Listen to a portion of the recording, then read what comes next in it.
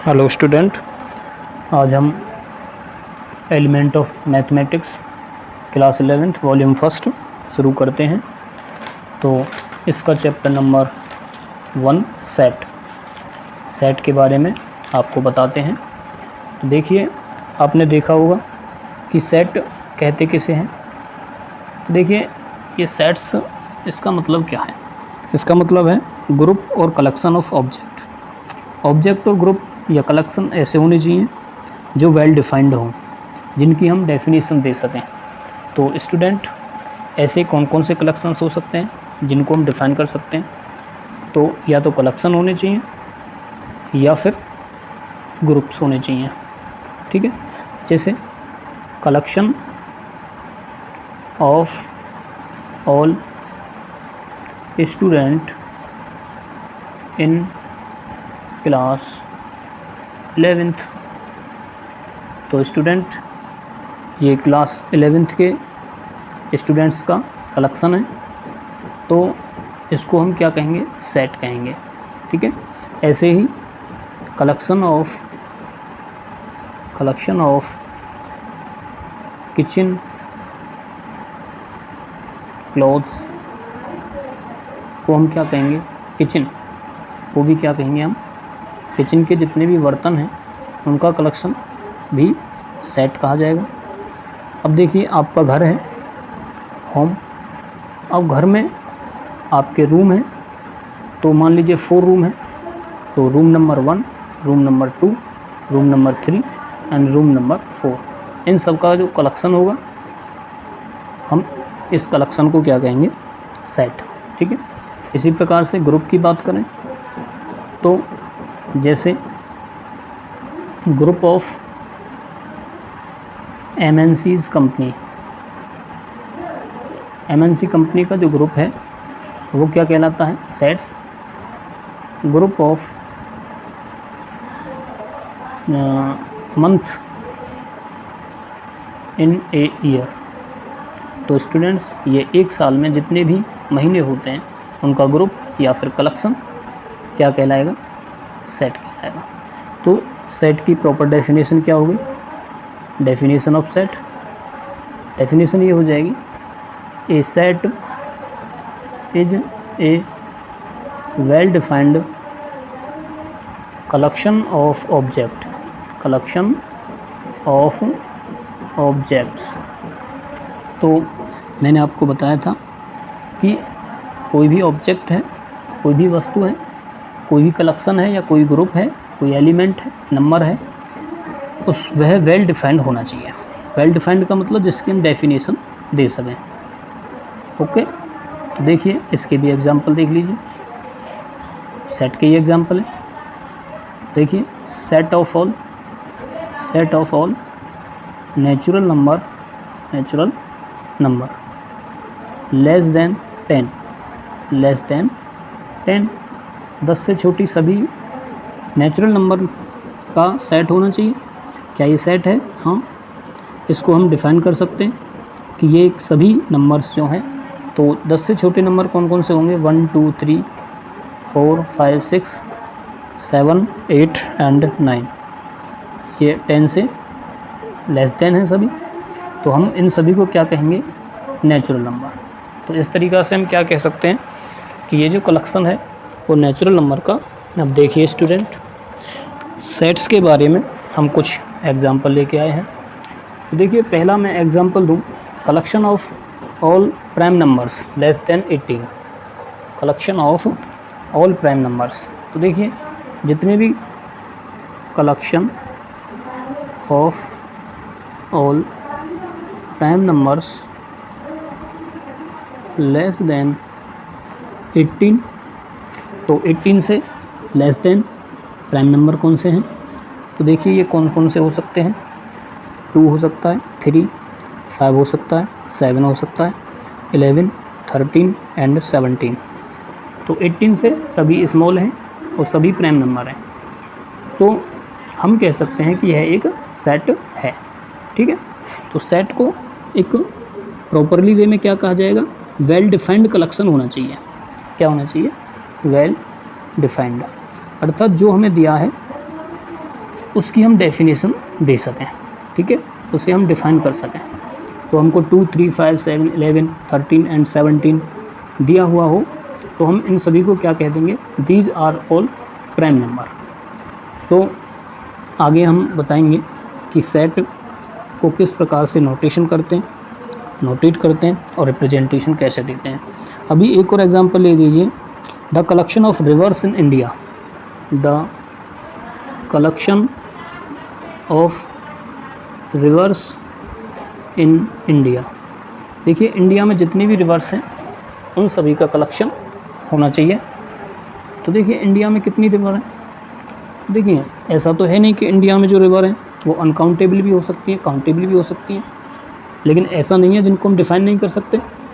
देखिए गंगा है, यमुना है, सरस्वती है,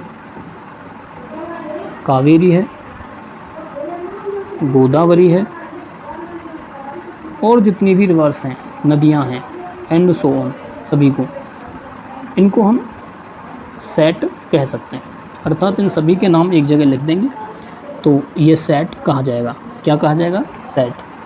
किसे कहेंगे, set. The collection of reverse in India. तो जितनी भी रिवर्स हैं उनको उनका कलेक्शन कर लीजिए, उसको हम सेट कहते हैं। वैसे भी देखो अपने व्यवहार में आपने देखा होगा कि जब आप कपड़े ख़रीदने जाते हो तो आप क्या कहते हो कि भाई कपड़ों का पूरा सेट ख़रीदना है। तो कपड़ों का पूरा सेट, उसमें शर्ट भी आपको लानी है, पैंट भी लाने हैं, ठीक है, बनियान भी लानी है, इनर वियर भी लानी है, और हो सकता है कैप भी लाना पड़े, ठीक है। तो कपड़ों का पूरा सेट आपको ख़रीदना। तो ये कॉमनली आपने एक स्थान पर रख दिया और ये वेल डिफाइंड है। इन सभी चीज़ों को हम क्या कहेंगे एक साथ कि ये कपड़ों का सेट है। किसका सेट है, ये कपड़ों का सेट। तो cloth set, the collection of all clothes of a human. एक व्यक्ति के सभी कपड़ों का जो कलेक्शन है वो भी क्या कहलाएगा, सेट कहलाएगा, ठीक है। देखिए एक और एग्जांपल ले सकते हैं, the collection of points on a circle. कौन सा है, the collection of all points on a circle. देखिए सर्किल बनाना तुम पे आता है, क्लास 8th में 6th में छोटी क्लासों में आपने पढ़ा है। तो सर्किल ऐसे बनता है। तो तुम्हें पता है एक सेंटर होता है, सेंटर से सम डिस्टेंस लेते हैं, और कोई पॉइंट होता है वो सेम डिस्टेंस को फॉलो करता हुआ उस पॉइंट को उस सेंटर के चारों ओर घूमता है। तो यहाँ कितने पॉइंट्स बनेंगे, कितने पॉइंट्स बनेंगे, सभी का कलेक्शन लेना है। तो क्या ये सेट है, हाँ यस, ये भी एक सेट हो जाएगा। इसमें देखो 1 लाख पॉइंट्स बने, 10 लाख बने, करोड़ बने, जितने भी पॉइंट्स बनेंगे सर्किल में, जितने भी पॉइंट्स बनेंगे उन सभी का कलेक्शन एक सेट कहलाएगा, ठीक है। तो नेक्स्ट अब हम बताते हैं कि notation of a set. Next step है notation of a set. Notation of a set, तो इसका नोटेशन का मतलब होता है सिंबल ऑफ ए सेट, यानी कि इस सेट को, किसी सेट को किस सिंबल द्वारा रिप्रेजेंट करेंगे, यानी रिप्रेजेंटेशन ऑफ ए सेट कह सकते हैं। सिंबल कौन सा देंगे, उसका नाम क्या देंगे सेट का। तो इसके लिए हम क्या करेंगे, इसकी डेफिनेशन क्या है। तो नोटेशन या रिप्रेजेंटेशन ऑफ ए सेट होता क्या है, वो होता है कि इंग्लिश अल्फ़ाबेट कितने होते हैं पता है सभी को, 26 होते हैं। इनमें से आप एक उठाओगे, वन ओनली वन, ठीक है। यानी A, B, C, D and so on Z तक किसी एक को उठाना, ठीक है। तो नोटेशन ऑफ ए सेट क्या हो गया कि इंग्लिश अल्फ़ाबेट के कैपिटल लेटर द्वारा नोटेट करते हैं। तो set is usually notation by capital letter of English alphabet. तो सेट को हम इंग्लिश अल्फ़ाबेट से रिप्रेजेंट करते हैं। अब देखिए ऐसे भी सेट हो सकते हैं जिनका रिप्रेजेंटेशन फिक्स है, ठीक है। तो जिनका रिप्रेजेंटेशन फिक्स है उसके लिए हम क्या करेंगे, उसके लिए देखिए ऐसे कौन कौन से सम इम्पोर्टेंट एग्जांपल्स हैं, सम इम्पोर्टेंट सेट्स हैं। तो देखिए मैं कहने लगूँ the set of all natural number, the set of all natural number. तो नेचुरल नंबर का जो सेट है, नेचुरल नंबर तो 1 2 3 4 5 होते हैं एंड सो ऑन, सभी नेचुरल नंबर होते हैं, 1 से स्टार्ट होते हैं, काउंटिंग वाले नंबर्स नेचुरल नंबर कहे जाते हैं। तो इन सेट को हम किसके थ्रू नोटेट करते हैं, तो इसका सिंबल क्या है, तो नेचुरल नंबर के सेट को हम n से रिप्रेजेंट करते हैं। Number 2, set of all integer number, set of all integer number. तो देखिए इंटीजर नंबर का भी सेट हो सकता है, तो इंटीजर नंबर के सेट को आप किसके द्वारा रिप्रेजेंट करोगे, तो इसको करेंगे z के द्वारा, ठीक है। यदि कहीं आपको दिख रहा है कि इंटीजर नंबर का सेट है, ठीक है, तो सेट किसका है, इंटीजर नंबर का, तो उसको किसके द्वारा रिप्रेजेंट करेंगे, z के द्वारा, ठीक है। तो इसका सिंबल क्या होगा, उसका नाम क्या होगा, z। तीसरा है the set of all rational number. हो सकता है कि तुम्हें सेट दिया हो किसका, रेशनल नंबर का, रेशनल नंबर का, तो उसको किसके थ्रू रिप्रेजेंट करेंगे, रेशनल नंबर के सेट को q का, q कैपिटल में लिखेंगे q। तो ये इसका सेट का नाम है, ये कह सकते हैं, या सिंबल है ये कह सकते हैं, या नोटेशन है, ठीक है। रेशनल नंबर के सेट का सिंबल क्या है, नोटेशन क्या है, कैपिटल Q। और आपने पढ़े होंगे रियल नंबर्स, तो मैं कहने लगूँ set of all real number. Real numbers के सेट को कैसे रिप्रेजेंट करोगे, इसको करते हैं R के द्वारा, ठीक है, किसके द्वारा नोटेट करते हैं, R के द्वारा। ऐसे ही एक होता है नंबर आपका कॉम्प्लेक्स नंबर, कॉम्प्लेक्स नंबर। यदि तुम्हें कॉम्प्लेक्स नंबर का सेट दे दिया जाए और कहा जाए कि इसका नाम बताओ भाई, इसका नोटेशन दो, तो क्या नोटेशन दोगे आप, C। क्या दोगे, C। नोटेशन ऑफ सेट क्या हो जाएगा, C। तो यहाँ तक आपको नोटेशन के बारे में बताया। ये सभी नंबर्स के लिए जितने भी मैंने नोटेशन बताएं फिक्स हैं। अब हम नेक्स्ट पॉइंट है जिसका नाम है रिप्रेजेंटेशन ऑफ ए सेट, तो इसके बारे में पढ़ेंगे। तो सेट का रिप्रेजेंटेशन कैसे देंगे, सेट का रिप्रेजेंटेशन हम दो प्रकार से दे सकते हैं। देखिए सेट को आप दो प्रकार से लिख सकते हो, इसका मतलब रिप्रेजेंटेशन का मतलब है लिखना, उसे निरूपित करना, क्या करना, निरूपित करना, उसे बताना कि भाई सेट ऐसे लिखा जाता है प्रॉपर वे में, ठीक है। तो there are two ways of expressing a set, expressing a set। तो सेट को एक्सप्रेस करने के कितने टू वेज, कितने वेज हैं, टू वेज। तो फर्स्ट वेज कौन सा है, पहला बताएंगे टेबुलर फॉर्म और रोस्टर फॉर्म, टेबुलर फॉर्म और रोस्टर फॉर्म, ठीक है। तो देखिए टेबुलर फॉर्म या रोस्टर फॉर्म क्या होती है, मैं अभी दूसरा नंबर यहाँ पे लिखे दे रहा हूँ, इसको दूसरा रिप्रेजेंटेशन का दूसरा वे कौन सा है, वो है set builder form, set builder form, ठीक है। इसको हम रूल मेथड भी कहते हैं, क्या कहते हैं इसे, रूल मेथड, ठीक है। अब मैं इन दोनों की डेफिनेशन और एक दो एग्जांपल बताता हूँ, ठीक है। तो देखिए रोस्टर फॉर्म क्या होती है, जैसे सबसे पहले मैं एग्जांपल ही ले लूँ, सेट के बारे में तुम्हें पता ही है कि मैं कहने लगूँ सेट ऑफ ऑल वोवेल्स, क्या कहने लगूँ, vowels in English alphabet, English alphabet. तो इसको हम वोवेल्स कौन कौन से होते हैं ये सिलेक्शन करोगे आप पहले। तो वोवेल्स कौन कौन से होते हैं, इसका सिलेक्शन आप कैसे करोगे, कैसे बताओगे कि ये वोवेल्स हैं। तो देखिए आपको याद होना चाहिए कि इंग्लिश अल्फ़ाबेट में जो वोवेल्स होते हैं वो होते हैं ए, ई, आई, ओ और यू, ठीक है। अगर हम इन सभी पर ए, ई, आई, ओ एंड यू, इनको हम एक करली ब्रैकेट में बंद कर दें तो इसका नाम दे दें ए, ठीक है। तो ये हो गई तुम्हारी रोस्टर फॉर्म। क्या हो गई ये? Roster form. ठीक है, अर्थात इन सभी को क्या कहते हैं? ऑब्जेक्ट कहते हैं। ऑब्जेक्ट को जब ये सेट के अंदर काम करेंगे तो इन्हें हम एलिमेंट बोलेंगे। ठीक है, ऑब्जेक्ट को सेट के अंदर जब इंक्लूड करेंगे तो क्या कहेंगे? एलिमेंट। इसको क्या कहेंगे? करली ब्रैकेट। करली ब्रैकेट, तो इसका नाम करली ब्रैकेट है। और ये क्या है? Name of the set. Name of the set या फिर notation of set. Notation of set. Set का नोटेशन भी है, अर्थात नोटेशन का मतलब कैपिटल लेटर द्वारा रिप्रेजेंट कर रहे हैं, नोटेट कर रहे हैं। और ये करली ब्रैकेट में अंदर बंद कर दिया। तो वॉवेल्स हैं हमारे, जितने भी ऑब्जेक्ट हैं उनको हमने कॉमा लगा लगा के करली ब्रैकेट में क्लोज़ कर दिया, एनक्लोज कर दिया। तो हम क्या कहेंगे कि ये जो फॉर्म है और सेट की जो फॉर्म है इसको कहेंगे रोस्टर फॉर्म। ठीक है, तो इसकी हम डेफिनेशन दे सकते हैं। यहाँ थोड़ा स्पेस कम है तो हम इसको आगे कर देंगे और टेबुलर का ही एग्जांपल लेते हैं दूसरा।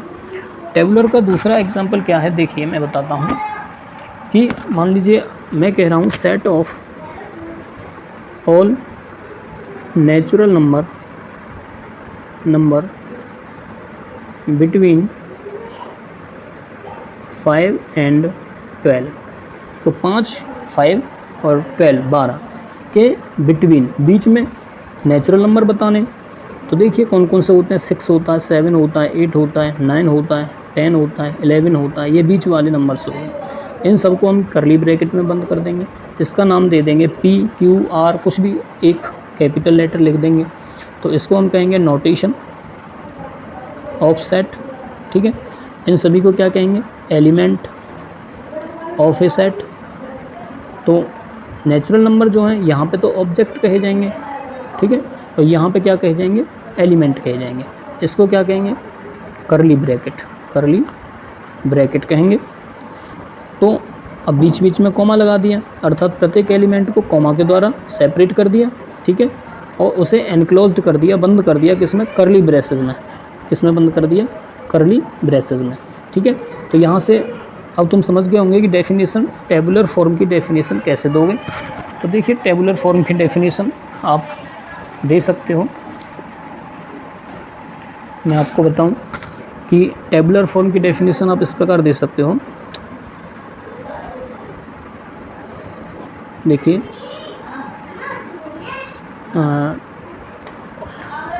An element of a set are fixed in curly bracket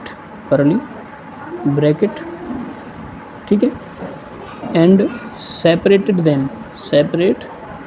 them with commas, comma के थ्रू आप सेपरेट कर दोगे। ठीक है, तो कॉमा के थ्रू आप सेपरेट करते हुए ऑब्जेक्ट्स को लिख देना है, एलिमेंट्स को लिख देना है। एलिमेंट्स या ऑब्जेक्ट एक ही बात है।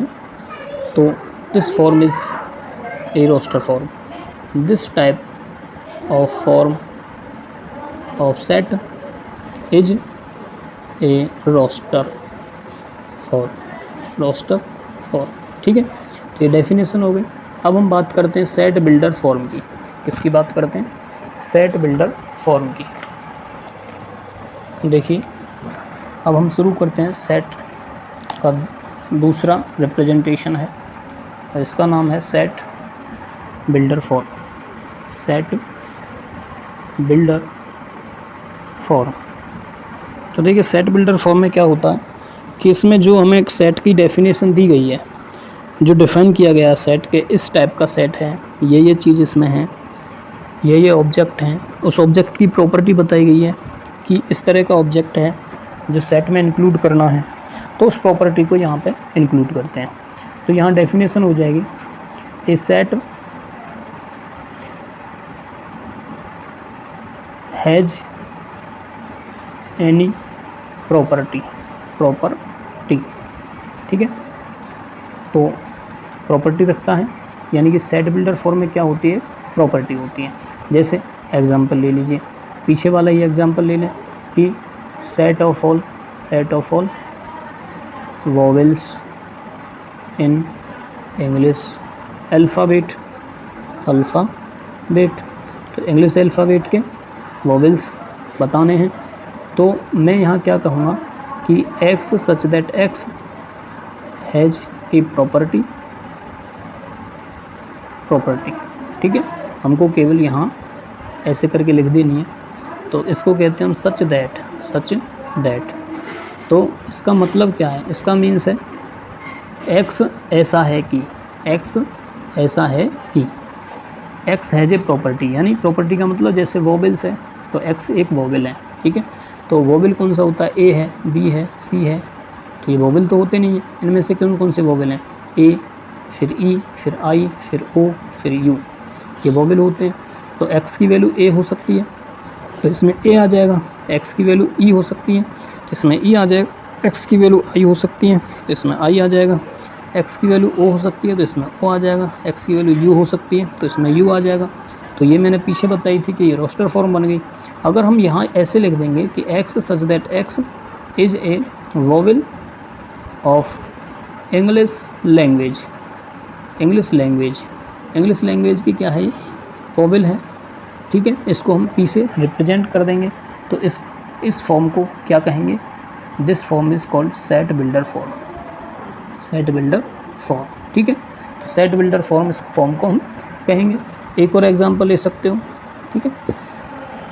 देखिए एग्जांपल साथ के साथ बताने से, पढ़ने से कंटेंट क्लियर हो जाता है। तो सेट बिल्डर फॉर्म का कंटेंट ये अगली बार यानी इस एग्जांपल में आपको और ज़्यादा क्लियर हो जाएगा। जैसे मैं कहने लगूँ set of all prime number less than 10, ठीक। तो 10 से छोटे सभी प्राइम नंबर बताने। देखिए 2 हो गया, 3 हो गया, 5 हो गया, 7 हो गया, ये सभी प्राइम नंबर हैं। अब 8 तो हो नहीं सकता प्राइम नंबर, 9 भी नहीं हो सकता, तो ये सभी प्राइम नंबर है, ठीक है। तो यहाँ पे हम यदि हमको एनक्लोज्ड विद कॉमा करना है, एनक्लोज्ड कॉमा के थ्रू इसको अलग अलग कर देना है एलिमेंट्स को, और एक ब्रैकेट लगा देंगे और यहाँ ए लिख देंगे, तो इसको बोलेंगे रोस्टर फॉर्म। और रोस्टर फॉर्म बोलेंगे तो सेट बिल्डर फॉर्म कौन सी है, सेट बिल्डर फॉर्म ये है कि x such that x is a prime number, ठीक है, और x इज़ लेस देन 10। ये आपकी क्या हो जाएगी, ये फॉर्म जो है सेट बिल्डर फॉर्म हो जाएगी, ठीक है। तो ये आशा करते हैं कि आपकी समझ में आ गया होगा।